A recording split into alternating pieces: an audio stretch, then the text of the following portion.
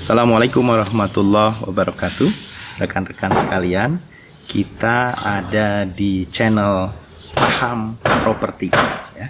Alhamdulillah ada beberapa pertanyaan yang masuk ke saya terkait dengan sekelumit hal, segala hal terkait dengan bisnis properti syariah.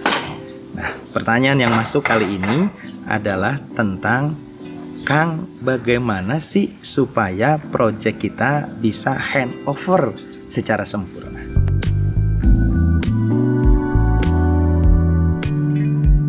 Nah, tentu orientasi kita bisnis itu adalah mendapatkan profit, qimah madiyah. Untuk itu, kalau orientasi kita ini di dalam bisnis, khususnya di properti ini adalah untuk mendapatkan keuntungan, ya, di samping tentu ada qimah insaniyah, menolong sesama, maka kita menjalankan bisnis ini harus profesional. Ya, harus profesional dari sisi bisnis proses dan manajemennya. Jadi tidak hanya nanti kita bisa membuka proyek, tetapi juga harus sampai tuntas menutup proyek atau biasa disebut handover project. Maka yang harus diperhatikan oleh kita adalah tentang dua hal. Yang pertama, memahami bisnis proses properti syariah itu secara benar dari hulu sampai hilir, ya, bicara produksi, bicara legal, ya, bicara perizinan, ya, manajemen dan lain sebagainya. Ini yang pertama yang harus kita perhatikan adalah memahami bisnis proses ini dari hulu sampai hilir ini harus benar. Dan yang kedua terkait dengan konsep ini, maka kita harus memperhatikan manajemen resiko bisnis. Nah, yang kedua ini pembahasannya cukup panjang sebenarnya. Nah, kalau bisa saya sederhanakan terkait dengan manajemen resiko begini, di bisnis properti syariah itu ini membutuhkan finansial yang cukup besar. Untuk meminimalisir kebutuhan modal yang besar, itu caranya adalah dengan mengatur cash flow keuangan sebaik-baiknya. Ya, maka settingan kita, ya, bagaimana supaya cash flow kita bisa sehat, maka sedari awal dalam perencanaan kita sudah bisa menentukan berapa yang harus cash keras, berapa yang cash bertahap, dan berapa yang boleh KPR. Nah, kita buat rasio-rasionya.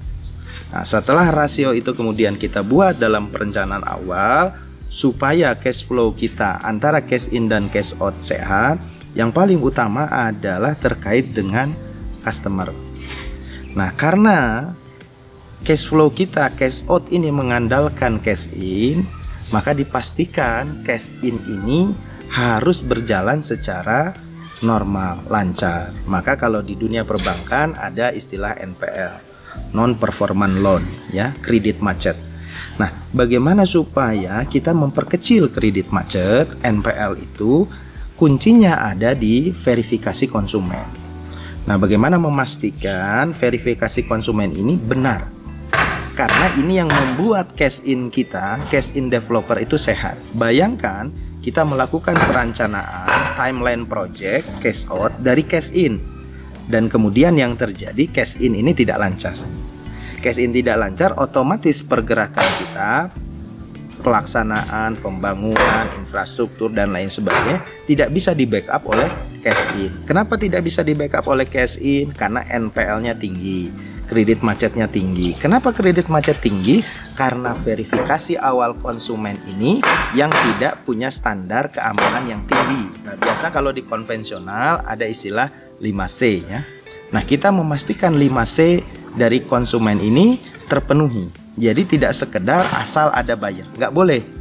Khususnya di properti syariah ini tidak boleh asal ada buyer.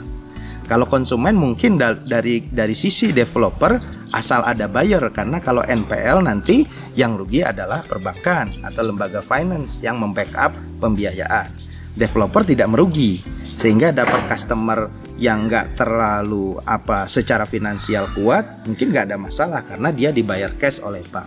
Tetapi dengan konsep syariah ini yang benar-benar cicilannya direct developer, langsung ke developer, sehingga pengamanan cash flow ini harus benar. Maka yang dilakukan oleh kita di manajemen resiko ini supaya cash flow kita sehat adalah verifikasi konsumen secara benar. 5C-nya itu benar. Ya, kita juga idealnya teman-teman punya asesor ya, analis kredit.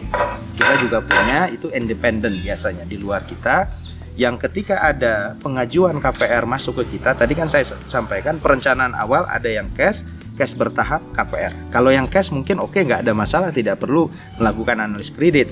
Tapi kalau cash bertahap biasanya harus analis kredit. Cash bertahap 12 bulan, apa jaminannya bahwa 12 bulan itu secara keuangan dia benar ready? Ini kan harus ada tinjauan terhadap rekening koran kah, income kah, aset kah, dan lain sebagainya. Apalagi yang KPR.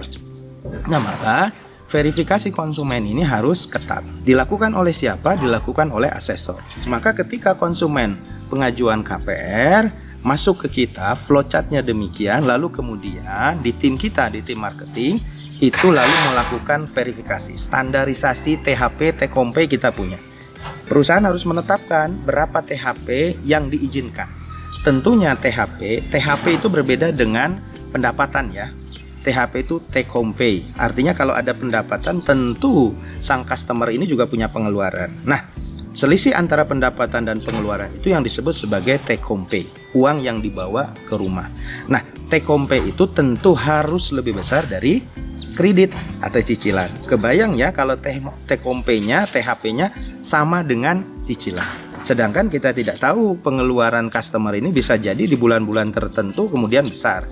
Sehingga sisa uang ya yang didapatkan dari income itu kemudian tidak bisa menutup cicilan. Nah, maka itu perusahaan harus menetapkan standarisasi. Nah, kalau ditanya berapa persen Kang standarisasi yang sehat, ya mangga itu tergantung perusahaan masing-masing. Tentu semakin tinggi THP rasionya berbanding kredit itu semakin sehat. Tapi kita tetapkan minimal bottomnya sampai berapa. Nah, maka setelah kita analis, ini belum masuk ke asesor ya, ini masih di internal perusahaan. Lalu kita perhatikan bahwa THP-nya, sekali lagi THP bukan income, THP-nya harus lebih tinggi dengan kredit. Misal penghasilannya 10 juta, pengeluarannya 5 juta, berarti THP-nya 5 juta. Nah, cicilannya berapa? Kalau cicilannya 6 juta, bagaimana caranya dia membayar cicilan? Tentu tidak memungkinkan. Maka cicilannya harus lebih rendah dari THP. Misalnya THP 5 juta, maka kita pastikan cicilannya di bawah.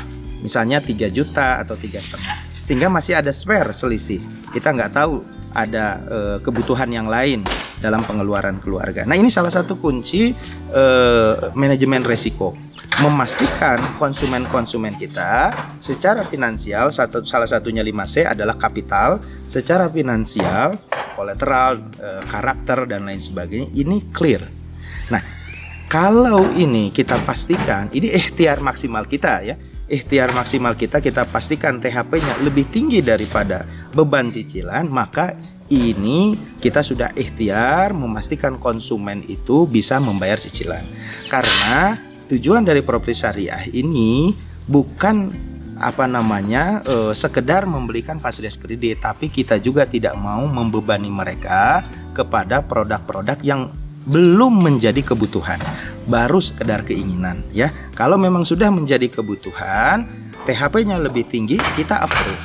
Tapi kalau belum, maka jangan di-approve. Karena dengan cara meng-approve berarti kita membebani konsumen kita dengan beban-beban yang tidak semestinya, dan ke perusahaan flowchart atau cash flow kita ini menjadi agak berat. Nah, itu yang biasanya terjadi. Teman-teman properti syariah tidak melakukan analisis secara baik di bab ini, sehingga kemudian asal diterima, yang penting DP-nya terpenuhi, nanti cicilan selanjutnya. Kemudian kalau masalah ini menyebabkan kegiatan produksi kita di cash out ini bermasalah. Nah, itu yang menyebabkan akhirnya project itu tidak bisa handover.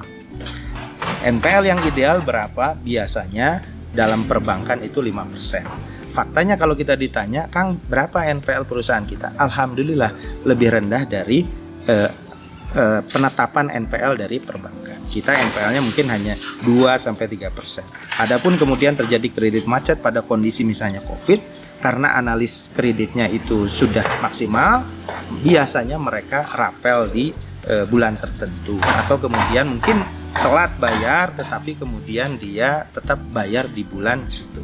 Nah, ini kunci, kemudian manajemen risiko supaya cash flow perusahaan properti kita sehat, sehingga cash in kita sesuai rencana, cash out pelaksanaan produksi, infrastruktur, pajak, operasional dan lain sebagainya bisa di backup oleh cash in yang sehat. Demikian teman-teman, syarat atau cara kemudian proyek ini bisa handover secara sempurna.